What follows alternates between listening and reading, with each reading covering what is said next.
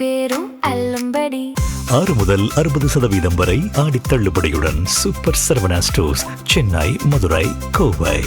இந்த அரசு ஒரு புது டெக்னிக்கை ரெகுலராக ஃபாலோ பண்ணிட்டு வராங்க.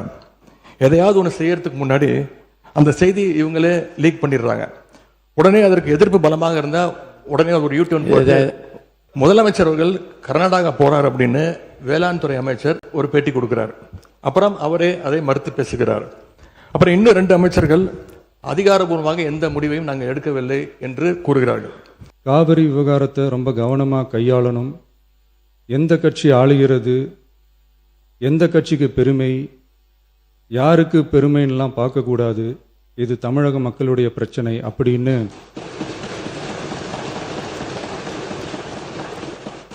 அப்போ இருந்த எதிர்கட்சி தலைவர் திரு திருமன் அவர்கள் சொன்னதை இந்த சபையில் சொல்ல விரும்புகிறேன். காவிரி பிரச்சனையில் சம்பந்தப்பட்ட 2 மாநிலங்களும் ஒன்றிய அரசும் உட்கார்ந்து முடிவெடுக்கணும்னு 1969 இந்த சபையில் பேசியிருக்கிறாங்க. அதுக்கப்புறம் நிலைமை வேறு மாதிரியெல்லாம் போயிடுச்சுன்னும் நம்ம எல்லாருக்குமே தெரிஞ்சது தான். சட்டப்படி இந்த பிரச்சனையை அணுகிறதுல நாம் உறுதியாக இருக்கிறோம், அதில் மாற்றமே இல்லை. இருந்தாலும் ஒரு அட்டெம்ப்ட் எடுத்து பார்க்கலாம்னு தோணுனது தான் அந்த பெங்களூர் விசிட். அப்படி ஒரு விசிட் பற்றி ஃபஸ்ட்டு யோசித்து கேட்டதும் நான் தான். நாம் பெங்களூர் போக நினச்சதை பற்றி பல ஒப்பீனியன்ஸ் வந்துச்சு. நாம் போக நினச்சதுக்கு காரணம், ஒருவேளை இந்த பிரச்சனை தீர்க்கறதுக்கான ஒரு பாசிட்டிவ் சைன் கிடைச்சா நல்லா இருக்குமேன்னு ஒரு எண்ணத்தில் தான். இன்றைய காலத்தில் பகை நாடுகளை பேசி தீர்க்க பார்க்குறாங்க, பக்கத்து மாநிலத்தோட பேசி பார்த்தா என்னன்னு நினச்சேன்.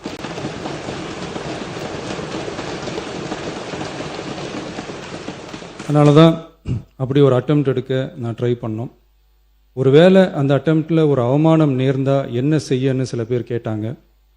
அப்படி நடந்தால் தமிழ்நாட்டு மக்களுக்காக அதையும் தாங்க தயாராக தான் இருக்கேன்.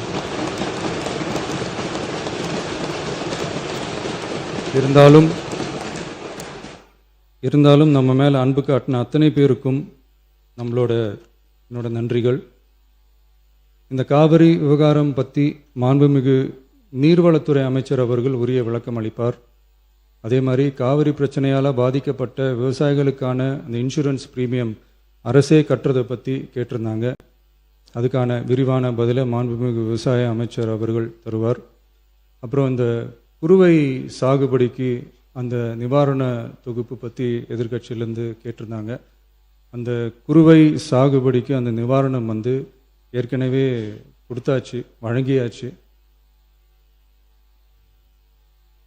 இது அரசியலே நாங்கள் தான் அப்படின்னு சொல்லிக்கிறவங்களுக்கு இது எப்படி தெரியாமல் போச்சுன்னு எனக்கு தெரியல.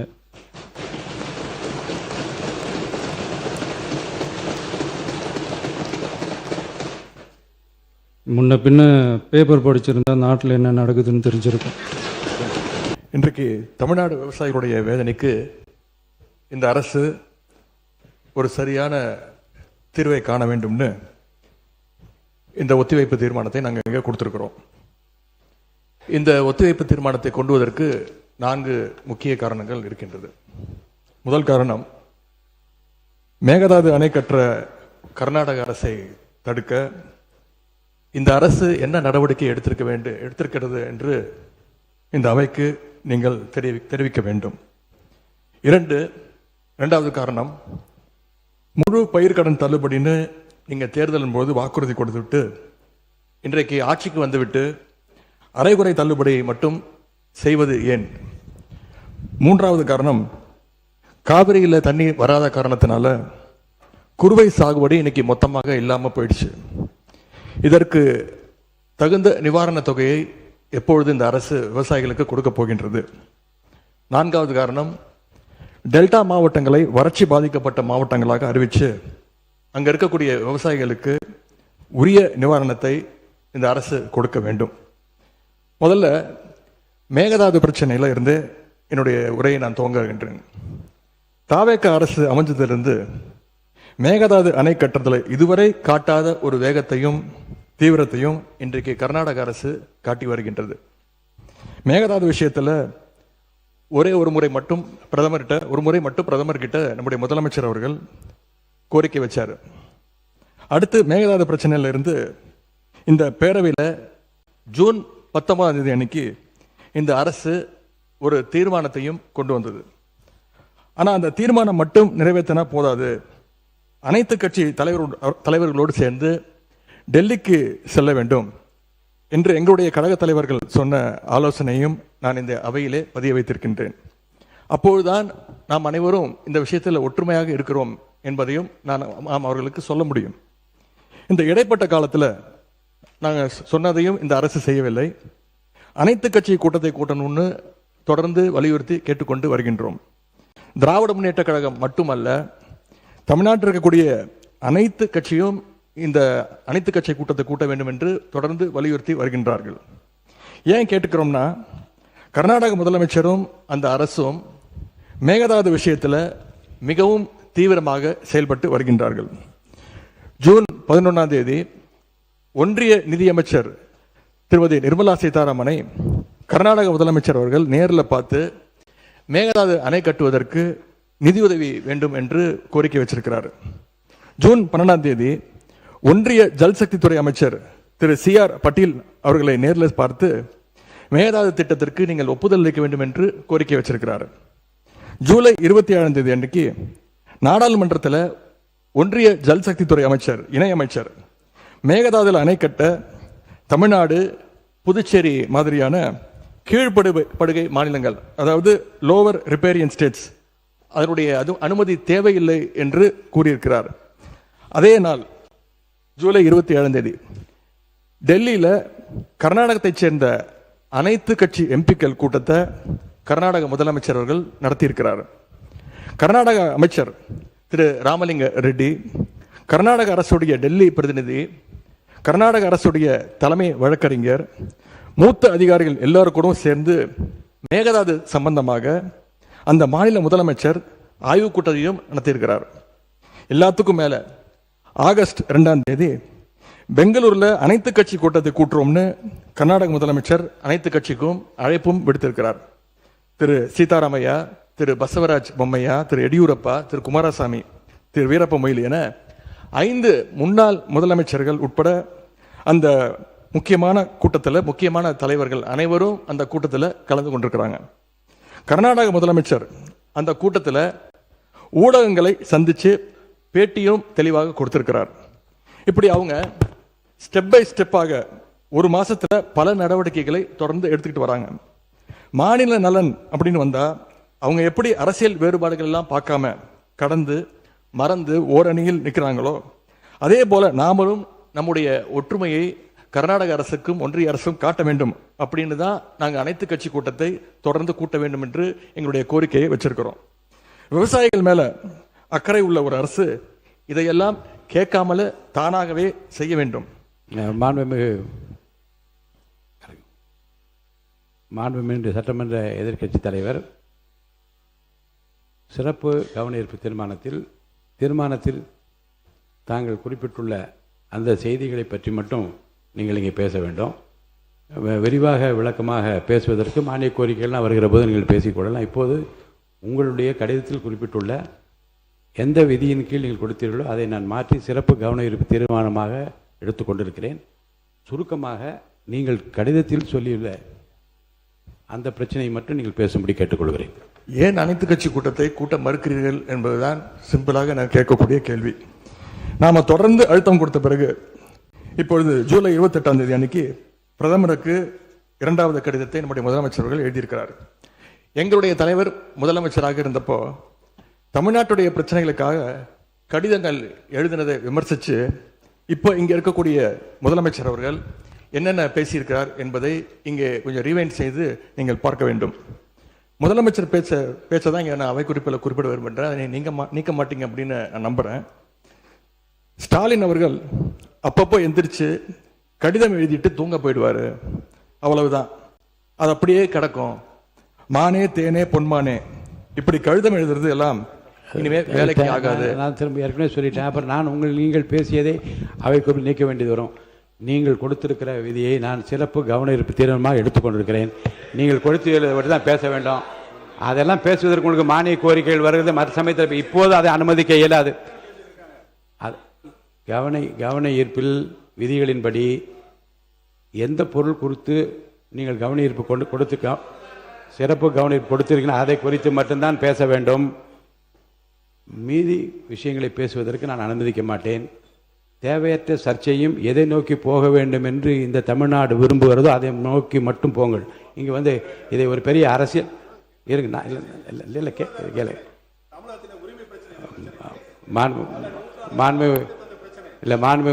முன்னாள் முதலமைச்சருக்கும் தெரியும் இந்த ஜீவாதார பிரச்சனையை வந்து எப்படி கையாளுவது என்பதை பற்றி மாநில அரசுக்கும் தெரியும்.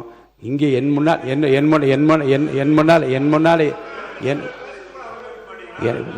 என் முன்னாலே இருப்பது விதிகளின்படி இந்த பேரவையை நடத்த வேண்டும் என்பதில் நான் அக்கறையாக இருக்கிறேன். விதிகளுக்குட்பட்டு அவர் அவசியம் என்று கருதி அந்த பிரச்சனையை எடுத்திருக்கிறேன். அவர் கொடுத்திருக்கிற இந்த கவன ஈர்ப்பு தீர்மானத்தில் என்ன குறிப்பிட்டிருக்கிறாரோ அந்த கருத்துக்களை சாதாரணமாக மரபு என்ன என்றால் அதை படித்துவிட்டு இந்த பிரச்சனையை உங்கள் கவனத்திற்கு கொண்டு வந்து கவனத்தை ஈர்க்கிறேன் என்று அமர்வதுதான் சரி. ஆனால் இதில் நான் பிரச்சனையின் தீவிரம் கருதி நான் அவரை பேச அனுமதித்திருக்கிறேன். மேற்கொண்டு பிரச்சனையை அரசியல் நோக்கத்தில் கொண்டு செல்லாமல் இதில் நீங்கள் குறிப்பிட்டுள்ள இந்த பிரச்சனையை பற்றி மட்டும் படித்துவிட்டு அமருமாறு கேட்டுக்கொள்கிறேன். இல்லை இருங்க, நீங்கள் இருங்க. மாண்பு உறுப்பினர் ஏற்கனவே முன்னாள் முதலமைச்சர் அதை சொல்லிட்டாங்க, நீங்கள் உட்காருங்க. மாண்பு பேரவைத் தலைவர்கள், இந்த பிரச்சனை தீவிரமான பிரச்சனை என்று நீங்களே சொல்கிறீர்கள். நான் கேட்பதெல்லாம் ஒன்று தான். நாங்கள் தொடர்ந்து அனைத்து கட்சி கூட்டத்தை கூட்ட வேண்டும் என்று கேட்டுக்கொள்கின்றேன். காவிரியில் இந்த பிரச்சனையை தீர்ப்பதற்காக கர்நாடக அரசு தொடர்ந்து அனைத்து கட்சி கூட்டத்தை கூட்டிகிட்டு இருக்கிறாங்க. அங்கே இருக்கிறவங்க எல்லாருடைய கருத்துக்களையும் கேட்குறாங்க. ஏன் தமிழக அரசு அனைத்து கட்சி கூட்டத்தை கூட்டுவதை தவிர்க்கின்றது என்பதுதான் எங்களுடைய கேள்வி. அதாவது பேரவைத் தலைவர் வாயிலாக இன்னும் இங்கே தெரிவிக்க விரும்புகின்றேன். இந்த அரசு ஒரு புது டெக்னிக்கை ரெகுலராக ஃபாலோ பண்ணிட்டு வராங்க. எதையாவது ஒன்று செய்யறதுக்கு முன்னாடி அந்த செய்தி இவங்களே லீக் பண்ணிடுறாங்க. உடனே அதற்கு எதிர்ப்பு பலமாக இருந்தால் உடனே ஒரு யூடியூன் சொல்றேன். தேவையற்ற பிரச்சனை திருப்பும் நான் சொல்லுகிறேன். இந்த பிரச்சனையை ஒட்டி மற்றும் பேசுங்கள். எந்த ஸ்ட்ராட்டஜி இதெல்லாம் என் முன்னால் இருக்கிற பிரச்சனை தேவையில்லை. வாங்க, இந்த பிரச்சனையை ஒட்டி தான் தலைவர் பேசிட்டு இருக்கிறேன். முதலமைச்சர் அவர்கள் கர்நாடகா போறார் அப்படின்னு வேளாண் துறை அமைச்சர் ஒரு பேட்டி கொடுக்கிறார். அப்புறம் அவரே அதை மறுத்து பேசுகிறார். அப்புறம் இன்னும் 2 அமைச்சர்கள் அதிகாரபூர்வமாக எந்த முடிவையும் நாங்கள் எடுக்கவில்லை என்று கூறுகிறார்கள். 13 பேர் கொண்ட ஒரு குழு போகுதுன்னு திரும்பி செய்திகளில் பார்த்தோம். கடைசியில் என்ன ஆச்சுன்னா, கர்நாடக முதலமைச்சர் சொல்லிட்டார், இந்த தமிழ்நாடு முதலமைச்சர் இங்கே வர வேண்டாம், நாங்கள் தண்ணியெல்லாம் கொடுப்பதற்கு தயாராக இல்லை என்று கர்நாடக முதலமைச்சர் அவர்கள் தெரிவிக்கிறார். அவர் சொன்னது உண்மையா இல்லையா என்றால் முன்னவர் மாண்பு பேரவைத் தலைவர் அவர்களே, மாண்பு எதிர்க்கட்சி தலைவர்கள் தாங்கள் குறிப்பிட்டதை மறந்து ஒவ்வொன்றாக அவர்கள் பேசிக் கொண்டிருப்பது என்பது மரபின் அடிப்படையில் சரியாக இல்லை. என்று சொன்னால் என்ன முக்கியமான பிரச்சனை என்ற முறையிலே தான் அவர்களுக்கு இவ்வளவு நேரம் பேச அனுமதித்தார்கள். மீண்டும் அதையே திருப்பி நம்முடைய எதிர்க்கட்சி தலைவர்கள் ஒரு அரசியல் ரீதியாக பேசி வருவது சரியாக இருக்காது.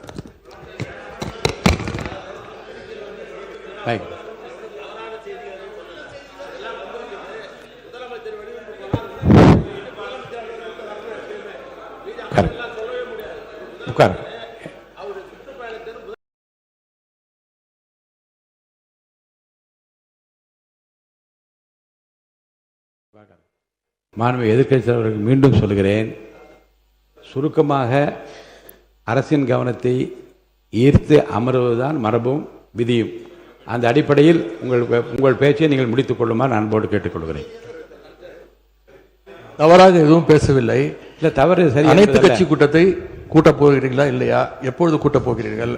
இன்னொன்று, கர்நாடக முதலமைச்சர் சொல்றாரு, முதலமைச்சர் இங்கே வர தேவையில்லை, தமிழ்நாடு முதலமைச்சர் இங்கே வர தேவையில்லை, தண்ணி நாங்கள் கொடுக்க முடியாது, தண்ணி இல்லை அப்படின்னு கர்நாடக முதலமைச்சர் சொல்லியிருக்கிறார். இதையெல்லாம் கேட்டுதான் நான் தெளிவுபட விரும்புகின்றேன். முதல்ல தமிழக முதலமைச்சர் கர்நாடகா செல்வதாக இருந்தாரா? அப்படி இருந்தால் ஏன் செல்லவில்லை? இப்பொழுது உங்களுடைய நிலை என்ன என்பதுதான் என்னுடைய கேள்வி. 2வது பிரச்சனை, பயிர்க்கடன் தள்ளுபடி பற்றி பேச விரும்புகின்றேன். தேர்தல் வாக்குறுதியில் நீங்கள் கொடுத்த வாக்குறுதி முழு பயிர்க்கடன். நான் இதெல்லாம் அனுமதிப்பதாக இல்லை. உங்களுடைய 56 விதியின் கீழ் கொடுத்திருக்கிற கடிதத்தில் ஒட்டி நீங்கள் நிறைய சொல்லிவிட்டீர்கள். 4 உறுப்பினர்கள் பேச வேண்டும். கவனத்தை ஈர்க்கின்ற அந்த நேரம் முடிந்து விட்டது. நான் அடுத்த உறுப்பினரை பேச அழைப்பேன். ஹெட்டிங் வேண்டாங்க. நான் என்ன சொல்ல, நீங்கள் பாருங்க, உங்களுக்கு பேசுவதற்கு மாண்புமிகு எதிர்க்கட்சி தலைவருக்கும் மாண்புமிகு எதிர்க்கட்சிகளுக்கும் பேசுவதற்கு நிறைய அவகாசம் வேறு வேறு மானிய கோரிக்கைகள் வருகிறது. அப்போ நீங்கள் விரிவாக விளக்கமாக நீங்கள் பேசுங்க. பதில் சொல்வதற்கு அமைச்சத்தை இந்த ஒரு முடிங்க. ரெண்டாவது, இந்த பயிர்க்கடன் தள்ளுபடி நீங்க தேர்தல் வாக்குறுதி கொடுத்திருக்கிறீங்க, முழு பயிர்க்கடன் தள்ளுபடி அப்படின்னு. மாண்புமிகு பேரவைத் தலைவர் அவர்களே, மாண்புமிகு எதிர்க்கட்சித் தலைவர்கள் கொடுக்கின்ற சிறப்பு கவன ஈர்ப்பு தீர்மானத்தில் அது இடம்பெற்றிருக்கிறதா என்பதை அறிய விரும்புகிறேன். போதும்.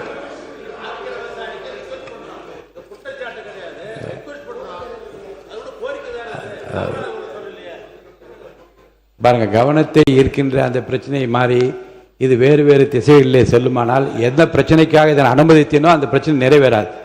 அருள் கூர்ந்து இதற்காக தான் நாங்கள் விவசாயிகள் போராடிட்டு இருக்கிறாங்க.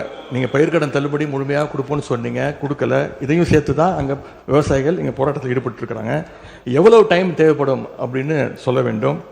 அதே மாதிரி டெல்டாவில் இருக்கக்கூடிய அனைத்து தரப்பு விவசாய சங்க பிரதிநிதிகளையும் சந்திச்சு பேசுகிற மாதிரி முதலமைச்சர் அவர்கள் ஒரு கூட்டத்தை கூட்ட வேண்டும். மூன்றாவதாக, குறுவையில் நஷ்டத்தை சந்திச்சிருக்கக்கூடிய விவசாயிகளுக்கு இந்த அரசு உரிய இழப்பீடு வழங்கணும்னு கேட்டுக்கொள்கின்றேன். எங்களுடைய ஆட்சியில் 6.5 லட்சம் ஹெக்டேர் அளவுக்கு குறுவை சாகுபடி நடந்துச்சு. ஆனால் இன்றைக்கு இந்த வருஷம் இந்த ஆட்சியில் வெறும் 1.5 லட்சம் ஹெக்டேர் அளவுக்கு தான் குறுவை சாகுபடி நடந்திருக்கு. நீங்கள் ஸ்பெஷல் பேக்கேஜ்னு சொல்லி 134 கோடி அறிவிச்சிருக்கிறீங்க. அதை எத்தனை பேருக்கு கொடுத்துருக்கிறீங்க என்பதை இந்த அவையில் தெரிவிக்க வேண்டும். ஏதாவது கணக்கெடுப்பு நடத்தியிருக்கிறீர்களா? மாண்புமிகு பொதுப்பணித்துறை அமைச்சர்.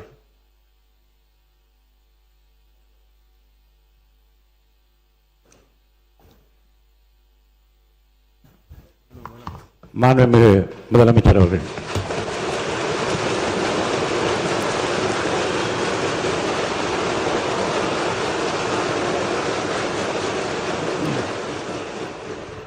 மாண்புமிகு பேரவைத் தலைவர் அவர்களே, உட்காருங்க. அவங்க பேசும்போது குறுக்கிட வேணாம், உட்காருங்க. இன்னொன்று நீங்கள் இல்லை, இடையில அனுமதிக்க முடியாது. இல்லைங்க, இல்லைங்க, உட்காருங்க. நான் எல்லா வாய்ப்பு கொடுப்பேன். இருங்க, உங்களுக்கு கொடுக்குறேங்க. உங்கள் பேரை படிச்சு இருங்க. உங்கள் பேரை தெளிவாக படிச்சுட்டேன். உட்காருங்க. உங்களுக்கு இல்லை, இப்போ அவங்க பேருங்க. அவர் இல்லை, இருங்க, உட்காருங்க. விதிகளின்படி தான் நடக்குது. உட்காருங்க. நான் சொல்றதை கேட்டு. எதிர்கட்சி தலைவர் இன்னும் முடிக்கலைங்க. அவர் பேச முடிச்சிட்டாரா? இன்னும் எதிர்கட்சி இன்னும் முடிக்கவே இல்லை. உட்காருங்க. நீங்க அவர் பேசி என்ன அதுதான் பேசுறேன். எது சட்டமோ எது விதியாதான் நான் பேசுறேன். எனக்கு பயப்பட சொல்லி நான் சொல்லுங்க. அவைக்கு பயப்படுங்க, விதிக்கு பயப்படுங்க. எனக்கு பயப்பட வேண்டாம், விதிக்கு பயப்படுங்க. மாண்புமிகு எதிர்க்கட்சி பேசி முடிக்கல. அவர் பேசி முடித்த இருங்க. அவர் பேசுகிற போது குறுக்கீடு பாருங்க. அவர் பேசுகிற போது தயவுசெய்து உட்காருறீங்களா? உட்காருங்க. என்ன உட்காருங்க, நான் அனுமதி தரேன். பேரவை முன்னவர் பேசுங்க. பேரவை முன்னவர் உட்காருங்க, பேசுங்க. நீங்க பேச கருத்து சொல்லுங்க. மாண்பு பேரவைத் தலைவர் அவர்களே, ஒரு நிமிஷம். மாண்பு பேரவைத் தலைவர் அவர்களே, எதிர்க்கட்சி தலைவர் சொன்னதற்காக இல்லை, ஒரு நிமிஷம். எதிர்க்கட்சி தலைவர் குறிப்பிட்டதற்காக அதற்கு ஒரு பதில் அளித்ததற்கு பிறகு முறைப்படி உங்களுக்கும் அந்த வழங்கப்படும். ஆகவே நீங்கள் அதுக்குள்ள அவசரப்படாது. அதுதான் சொல்றேன். நான் அதுதானே சொல்றேன். மாண்புமிகு முதலமைச்சர் அவர்கள்.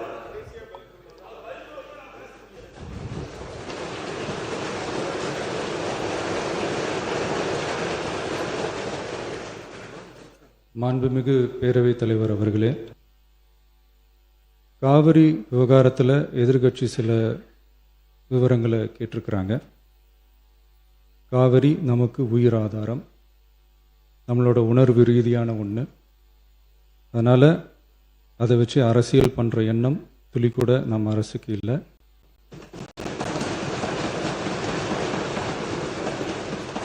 அதுக்கான அவசியமும் இல்லை. மேகதாது விவகாரத்தில் நாம் எல்லாரும் சேர்ந்து தான் தீர்மானம் போட்டோம். அதை நேர்முக கடிதமாக மாண்புமிகு பிரதமர் அவர்களுக்கும் அனுப்பி வச்சிருக்கிறோம். அதோடு நாம் அப்படியே இருந்துடல.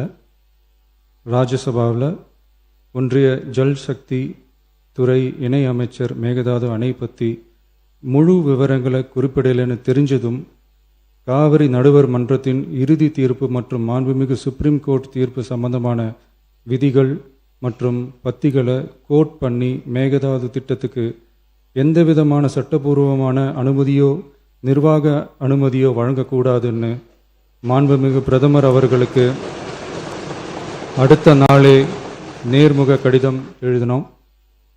காவிரி நதிநீர் பங்கீட்லேயும் சரி, மேகதாது அணை கட்டுற முயற்சிகளை தடுக்கிறதுலையும் சரி, தமிழ்நாட்டோட உரிமையை நம் அரசு கொஞ்சம் கூட விட்டு தரவே தராது. அதுதான் நம்மளோட நிலைப்பாடும். அதே நேரத்தில் கர்நாடகாவில் சில அணைகள் கட்ட ஆரம்பித்ததை பற்றியும் இதே அவையில் 1969 ஒரு விவாதம் நடந்திருக்கு. அப்போது நீர்வளத்துறை அமைச்சராக இருந்தது யார்? அப்போ அணை கட்ட விட்டது ஏன்னு கேட்டு அந்த மாதிரி சீப் பாலிட்டிக்ஸ்லாம் நான் பண்ண விரும்பலை.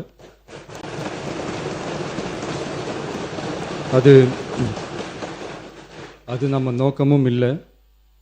ஏன்னா காவிரி விவகாரத்தை ரொம்ப கவனமாக கையாளணும். எந்த கட்சி ஆளுகிறது, எந்த கட்சிக்கு பெருமை, யாருக்கு பெருமைன்னெலாம் பார்க்கக்கூடாது. இது தமிழக மக்களுடைய பிரச்சனை அப்படின்னு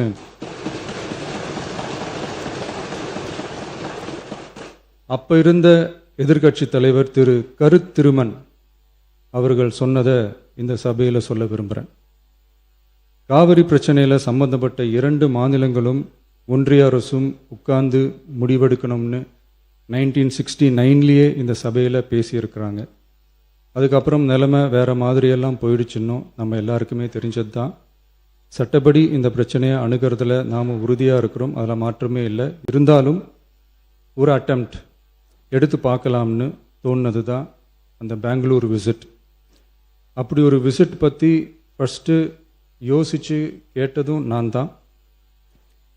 நாம் பெங்களூர் போக நினச்சதை பற்றி பல ஒப்பீனியன்ஸ் வந்துச்சு. நாம் போக நினச்சதுக்கு காரணம், ஒருவேளை இந்த பிரச்சனை தீர்க்கறதுக்கான ஒரு பாசிட்டிவ் சைன் கிடைச்சா நல்லா இருக்குமேன்னு ஒரு எண்ணத்தில் தான். இன்றைய காலத்தில் பகை நாடுகளை பேசி தீர்க்க பார்க்குறாங்க, பக்கத்து மாநிலத்தோட பேசி பார்த்தா என்னன்னு நினச்சேன்.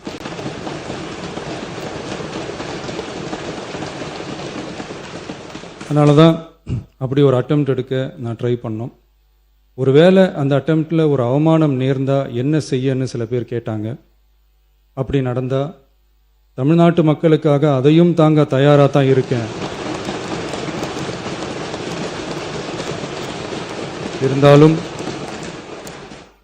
இருந்தாலும் நம்ம மேலே அன்பு காட்டின அத்தனை பேருக்கும் என்னோட நன்றிகள். இந்த காவிரி விவகாரம் பற்றி மாண்புமிகு நீர்வளத்துறை அமைச்சர் அவர்கள் உரிய விளக்கம் அளிப்பார். அதே மாதிரி காவிரி பிரச்சனையால் பாதிக்கப்பட்ட விவசாயிகளுக்கான அந்த இன்சூரன்ஸ் ப்ரீமியம் அரசே கட்டுறதை பற்றி கேட்டிருந்தாங்க. அதுக்கான விரிவான பதிலை மாண்புமிகு விவசாய அமைச்சர் அவர்கள் தருவார். அப்புறம் இந்த குறுவை சாகுபடிக்கு அந்த நிவாரண தொகுப்பு பற்றி எதிர்க்கட்சியிலேருந்து கேட்டிருந்தாங்க. அந்த குறுவை சாகுபடிக்கு அந்த நிவாரணம் ஏற்கனவே கொடுத்தாச்சு, வழங்கியாச்சு. இது அரசியலே நாங்கள் தான் அப்படின்னு சொல்லிக்கிறவங்களுக்கு இது எப்படி தெரியாமல் போச்சுன்னு எனக்கு தெரியல.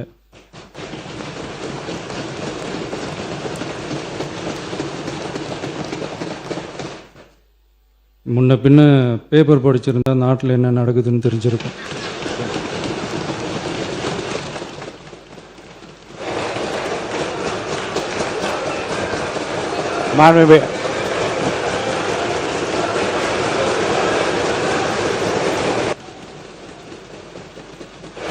மாண்புமிகு எதிர்க்கட்சி தலைவர் சுருக்கமாக